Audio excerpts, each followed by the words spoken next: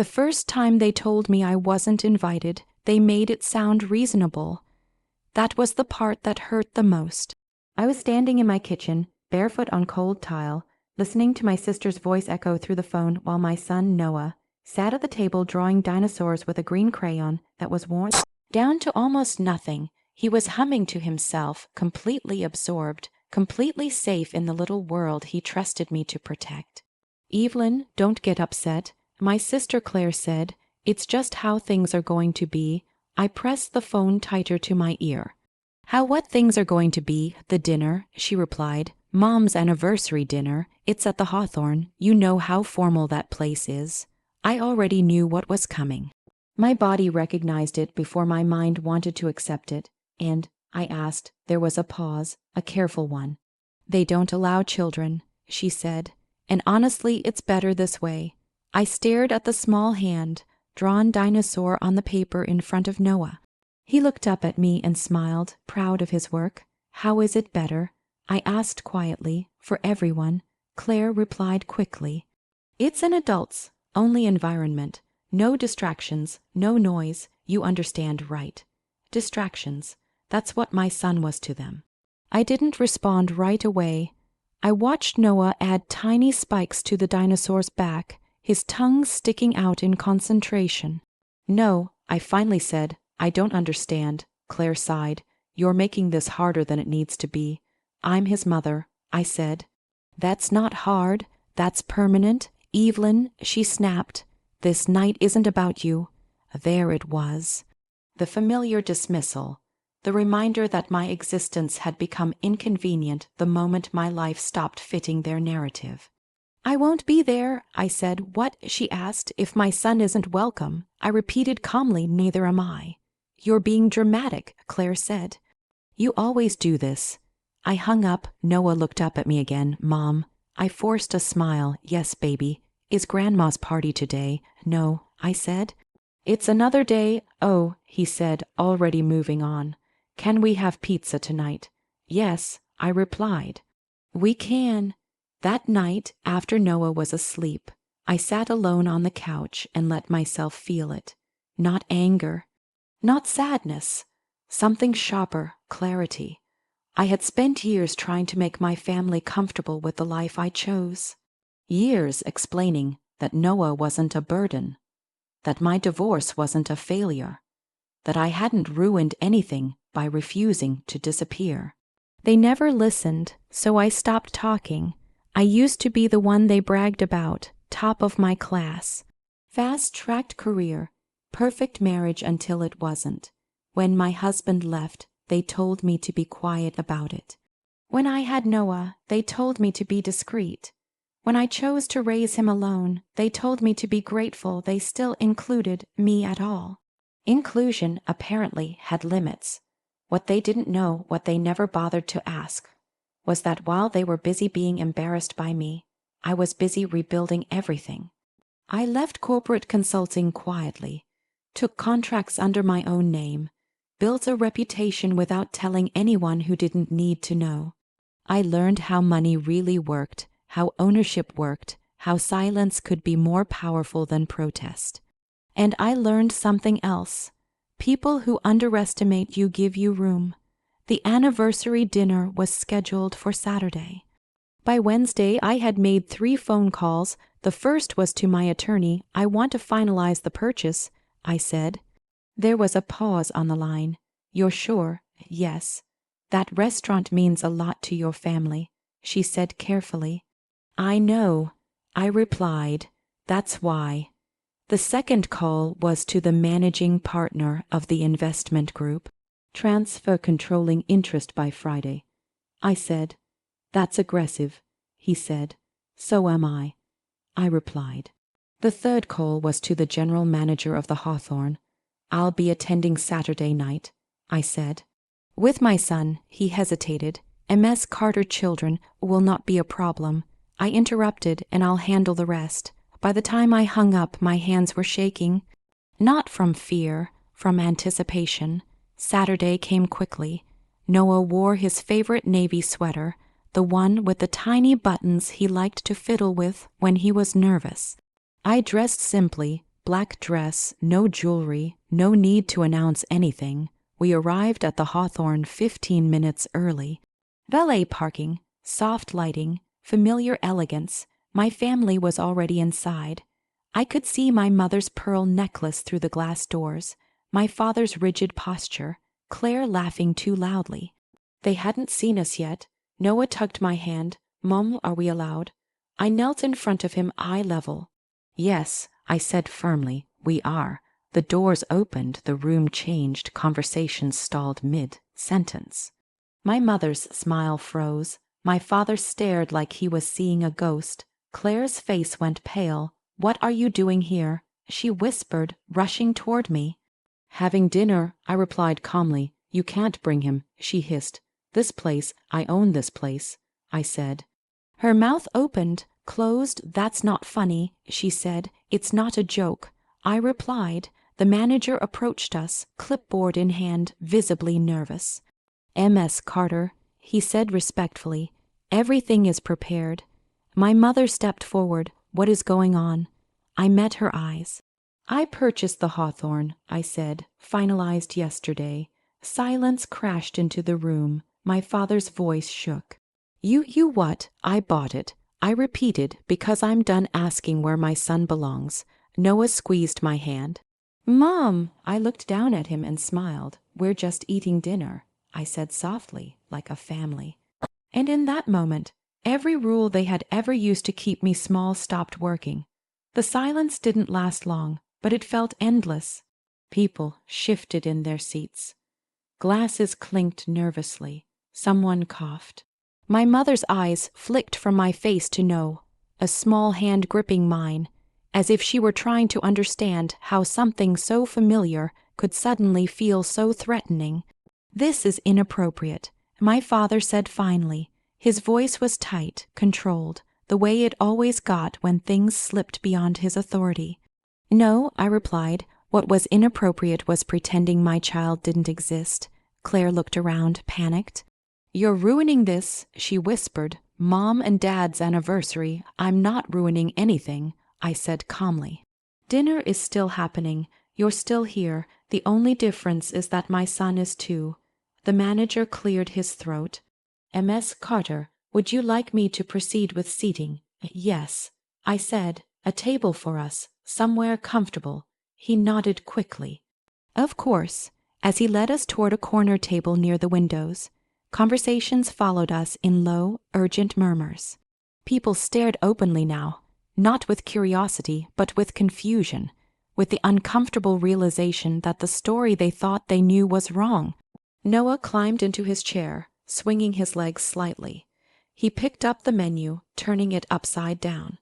"Mom," he whispered, "this place smells fancy." I smiled. "It does." My mother approached slowly, like someone stepping onto unstable ground. "Evelyn," she said, her voice quieter now, "why would you do this here?" I looked up at her. "Because you told me my son wasn't welcome." "That's not what we meant," she said quickly. "What did you mean?" I asked. She hesitated. My father stepped in. "This dinner was meant to be elegant," he said. "No disruptions." I looked at Noah, who was carefully lining up his crayons on the table. "He's not a disruption," I said. "He's a person." Claire laughed sharply. "You always take things too far." I met her eyes. "And you always assume I'll back down." The server arrived, breaking the tension. "Can I start you with drinks?" "Water for him," I said. "Wine for me." As the server left, Noah leaned closer. "Are we in trouble?" I shook my head. "No, baby." "Okay," he said, satisfied. That trust settled something inside me. My father pulled out a chair and sat across from me, his jaw tight. "You could have told us," he said. "You didn't have to humiliate us." "I did tell you," I replied, "for years. You just didn't hear me. That's not fair," my mother said. "What's not fair," I said, "is asking me to pretend my child is an inconvenience." The food arrived. Plates placed carefully, like fragile offerings. For a few minutes no one spoke. Noah colored quietly, occasionally humming. The world did not end. The restaurant did not collapse into chaos. No one complained. The illusion cracked. A woman at a nearby table leaned over. He's very well behaved, she said kindly. Thank you, I replied. My mother stiffened. Of course he is, she said softly, almost to herself. Claire pushed her food around her plate. So what now? She asked. Is this your big statement? No, I said. This is my boundary. My father exhaled sharply. You're punishing us. I'm protecting him, I replied. There's a difference. He looked at Noah, really looked at him, for the first time all evening. Noah looked back and smiled shyly. Hi, he said. My father froze. Hello. He replied after a moment. Noah nodded, satisfied, and went back to his drawing. Something shifted. It wasn't forgiveness. It wasn't understanding. It was recognition.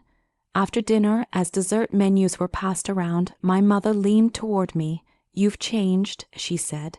Yes, I replied. I had to. And you think this is the way? She asked. I think this is the only way, I said.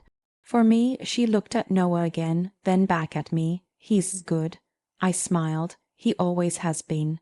When the check arrived, the manager placed it in front of me. I'll take care of it, I said. My father frowned. You don't need to. I do. I interrupted. I want to. I signed the receipt calmly.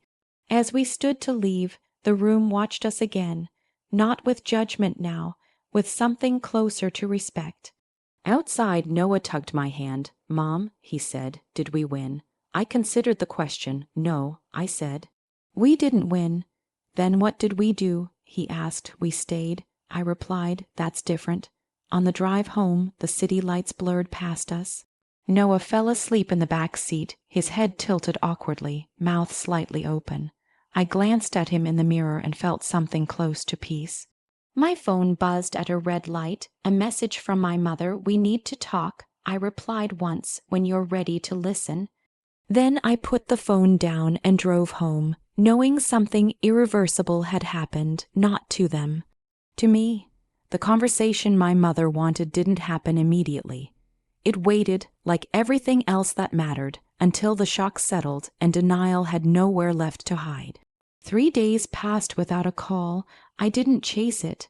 That was another habit I had broken without realizing it. I no longer rushed toward discomfort to fix it before it turned into something worse. I let it exist. Let it belong to the people who created it. Noah didn't mention the dinner again. Children have a remarkable ability to sense when something is finished. He returned to his routines, his questions, his small joys, secure in the knowledge that nothing had changed where it mattered most. On Tuesday morning, my phone rang while I was making coffee. It was my mother. I answered. We need to talk, she said, her voice subdued. I know, I replied. When? Can you come by this afternoon? She asked. Just you? I paused. No, I said. If we talk, Noah is included. There was a long silence on the line. All right, she said finally. Bring him. When we arrived at my parents' house, it felt unfamiliar despite being the place I'd grown up.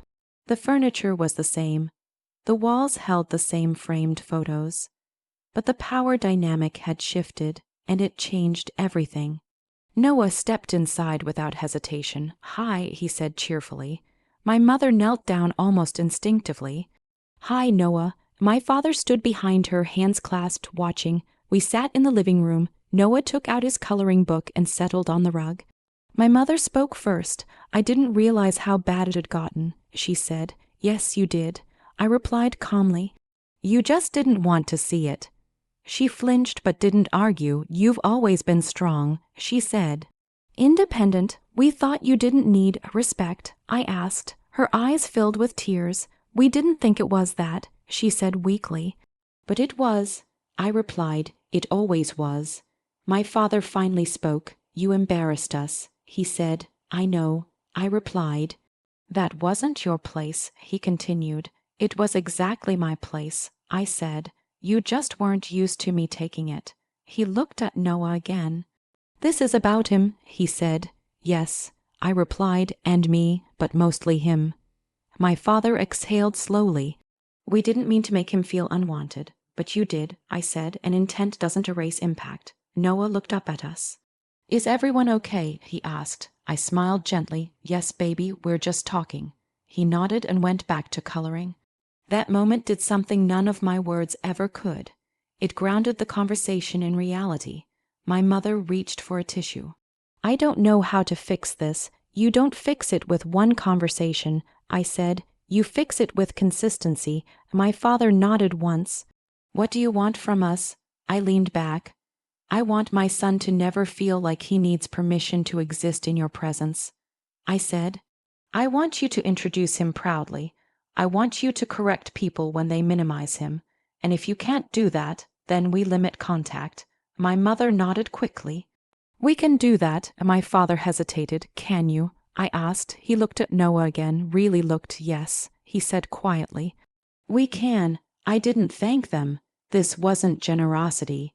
It was accountability. The weeks that followed were awkward. My parents tried too hard at first. Overcompensated. Hovered. I corrected gently but firmly. Let him speak. He doesn't need help. Ask him what he wants. Slowly something steadied. My father started attending Noah's school events, sitting in the back at first, then closer. My mother called Noah just to talk.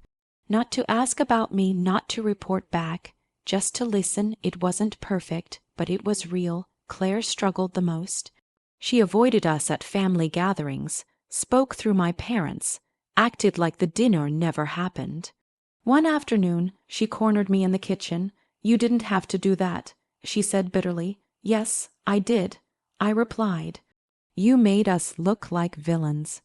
You made yourselves look like people who forgot empathy. I said.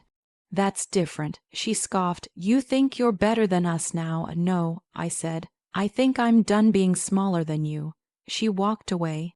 That was the end of that conversation. Time did what it always does. It moved forward. Noah grew older. Louder, more curious, he started asking questions about fairness, about rules, about why some kids were treated differently. I answered honestly. One night, as I tucked him into bed, he asked, Mom, why didn't Grandma want me at the dinner? I took a breath. She was afraid of how things would look.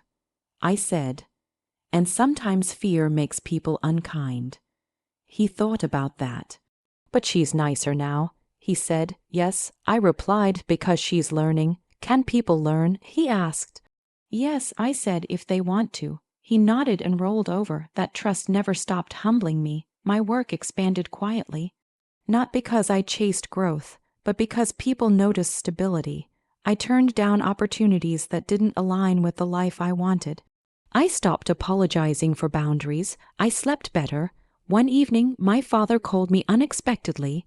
I told someone about Noah today. He said, about what? I asked, how proud I am of him. He replied. I closed my eyes. That matters, I said. I know. He replied. Months later, my parents hosted another formal dinner. This time, Noah was included without discussion. No caveats, no conditions. He wore his favorite sweater and sat between my parents like he'd always belonged there. Because now he did. At one point, a guest commented, he's so well-mannered. My mother smiled and said, he's been raised with respect. I caught her eye across the table. She nodded once, acknowledgement, not perfection, but progress. That night, as we drove home, Noah fell asleep clutching a small toy car my father had given him.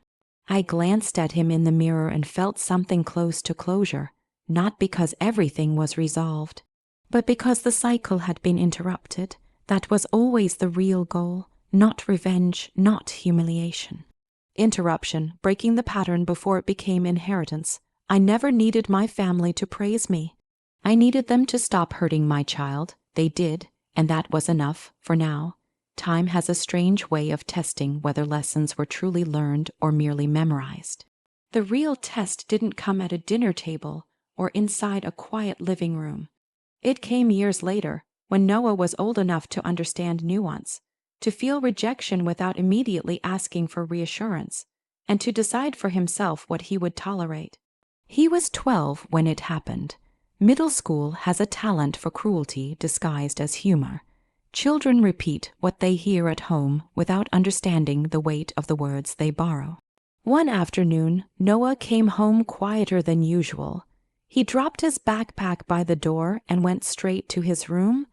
I noticed immediately. I didn't follow him. I gave him space, the way I always had. Trust isn't built by hovering.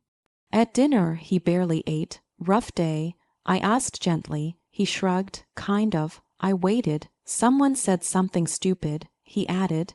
What did they say? I asked. He hesitated, then looked up at me. They said I only get special treatment because my mom owns stuff. My chest tightened, but my voice stayed calm.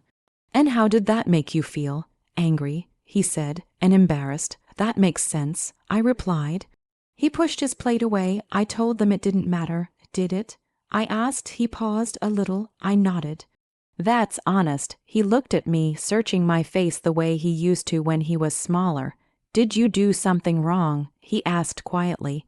The question hit harder than any insult ever could. No, I said immediately. I didn't, and neither did you. But they think what they think isn't truth, I interrupted gently. It's noise. He considered that. I don't want people to think I'm only here because of you, he said. I leaned forward. Listen to me carefully. You don't owe anyone's struggle to prove your worth. You don't need to suffer quietly to earn respect. He nodded slowly. You belong because you exist. I continued, nothing else.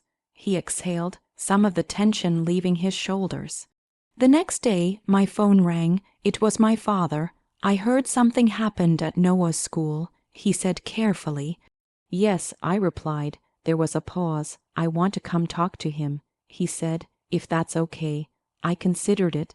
Yes, I said, but you listen more than you speak. I understand, he replied. When my father arrived, he didn't lecture. He didn't explain things away. He sat on the couch across from Noah and waited. Noah spoke first. I don't want people thinking I'm only important because of money, he said. My father nodded. That's fair. I didn't ask for any of this. Noah continued, I just want to be normal. My father sighed softly. Normal is overrated. Noah looked up at him, surprised. I spent most of my life trying to be impressive, my father said, and I missed what actually mattered. He glanced at me briefly, then back to Noah. You don't need to be impressive, he said. You just need to be decent, and you already are. Noah studied him, then nodded once. That was it. No big speech, no apology tour, just honesty. After my father left, Noah came into the kitchen where I was cleaning up. Grandpa was different, he said. Yes, I replied. People can change. He thought about that. I'm glad he did. So was I. High school came and went. Noah grew taller than me, louder, more opinionated. He questioned authority respectfully but firmly. He didn't back down when something felt wrong. He didn't mistake politeness for obedience. Watching him move through the world felt like watching proof of something I'd once only hoped for. He applied to colleges without fear of rejection. If they don't want me, he said casually, that's information. I smiled every time he said it. The night he got accepted into his first choice school, my parents came over with a cake, no speeches. No expectations, just celebration. My mother hugged Noah tightly. You did this yourself, she told him. He smiled, I know. Later that night, after everyone left, Noah sat beside me on the couch. Mom, he said, do you ever regret how you handled things? I didn't hesitate. No, I said. Even when it was hard, he asked. Especially then. I replied. He nodded thoughtfully. I think that dinner saved me a lot of confusion, he said. I laughed softly. I didn't know that was the goal. It was, he said. Even if you didn't know, years later, when Noah moved out, the house felt different again, quieter. But not empty. I had learned the difference. I stayed involved in my work, but more selectively. I mentored young parents navigating systems that weren't built for them. I listened more than I spoke. Sometimes they asked me how I stayed calm when people tried to diminish me. I always answered the same way. I stopped asking them to see me. My parents aged. My mother softened in ways that surprised even her. She corrected friends when they made careless comments, She spoke about Noah with pride that felt genuine. My father became quieter but steadier, less concerned with appearances, more concerned with presence. One evening, long after Noah had moved out, my father and I sat on the porch watching the sunset. You know, he said, I thought strength meant control. And now? I asked. Now I think it means restraint, he replied, knowing when not to use power. I nodded. That's a hard lesson. Yes, he said. And an expensive one. The years continued to pass. Noah built his own life, his own boundaries, his own sense of belonging that no one could take from him. One day he called me. Mom, he said, I think I'm in love. I smiled. Tell me about them. He did. Later, after he hung up, I sat quietly and thought about how far we'd come. Not from the dinner, from the fear of being excluded, the fear of being too much, the fear of standing still when everything told you to step back. I realized something then. The most powerful thing I ever did wasn't buying a restaurant. It wasn't confronting my family. It was refusing to teach my child that love had conditions. That lesson had echoed forward, shaping every choice that came after. One winter evening, Noah came home for the holidays. We sat at the table, just the two of us, eating takeout from paper containers. Do you ever miss them treating you like the successful one? He asked suddenly. I laughed. They never really did, but now they do, he said. Yes, I replied, but it doesn't matter anymore. He smiled. That's good. It was, because approval, once you no longer need it, loses all power. I went to bed that night knowing something with complete certainty. The story was finished, not because nothing else would happen, but because the pattern had ended. My child would never grow up wondering if he deserved space. He would never confuse silence with safety. He would never believe that shrinking was the price of love, and because of that, everything that came after would be built on solid ground. That was the ending, not loud, not dramatic, just true, and that was enough.